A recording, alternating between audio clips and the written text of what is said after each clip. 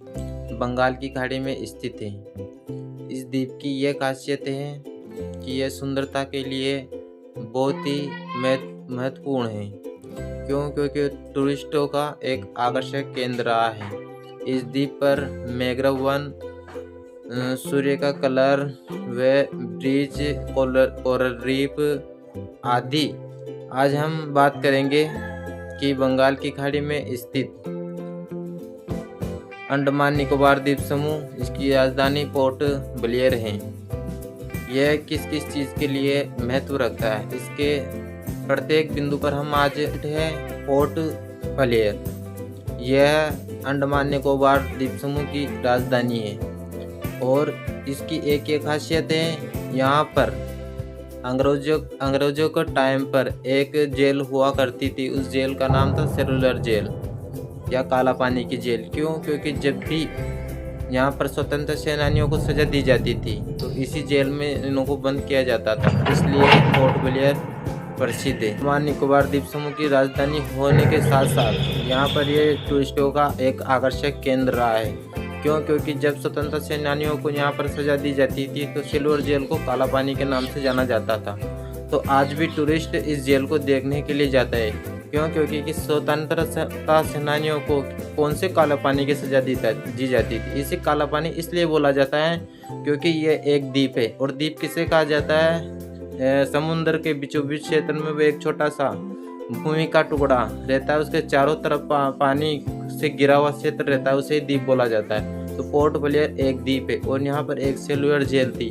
इस cellular jail को चारों तरफ से पानी के गिरे होने के कारण कोई भी स्वतंत्रता सेनानी इससे निकलकर बाहर नहीं जा सकता था, इसलिए इसे काला पानी भी कहा जाता है। और ये अभी भी टूरिस्टों का आकर्षक केंद्र, अभी टूरिज्म यहाँ पर देखने के लिए जाते हैं और पर्यटक इस चीज़ को देखकर बहुत ही आनंदफुल व उत्साह से उमंग भर जाते हैं।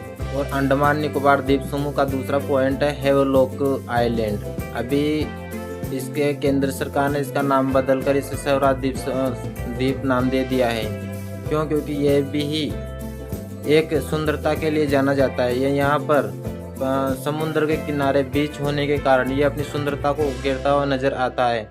यहाँ पर पर्यटक आकर्षक का केंद्र बना हुआ है। क्यों? क्योंकि जब भी सनलाइट इस पर बिखरती है तो ऐसे नज़ारे दिखाई देते हैं जो पर्यटकों को आकर्षक करते हैं। यहाँ पर बहुत सारे ब्रिज है, जैसे राधा ब्रिज, एलिफेंट ब्रिज और काला पत्थर ब्रिज और कोरल रीफ आदि अनेक प्रकार की वस्तुएं हैं जो टूरिज्म को आकर्षित करती है। इसलिए यह बीच भी एक आकर्षक केंद्र।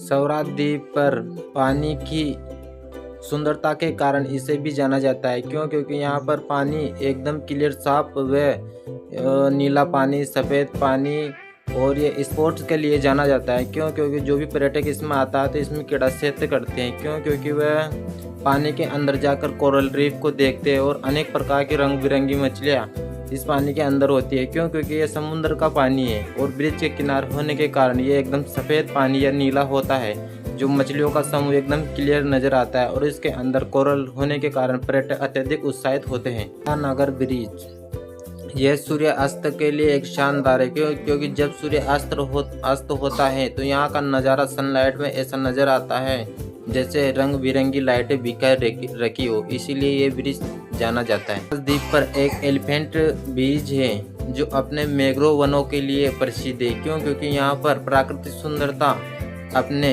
पंख फैलाए हुए हैं। अनेक प्रकार के पेड़ पौधे होने के कारण कतारों में इसे एलिफेंट ब्रिज बोला जाता है। काला पत्थर ब्रिज यह सुबह के समय इस ब्रिज पर सूर्य जब भी उदय होता है तो वह अपनी लाइट अनेक प्रकार के इंद्रधनुष की तरह अपनी लाइटों को बिखेरता है। इसीलिए एक शांत और दर्शनीय वातावरण के लिए इस काला पत्थर ब्रिज को जाना।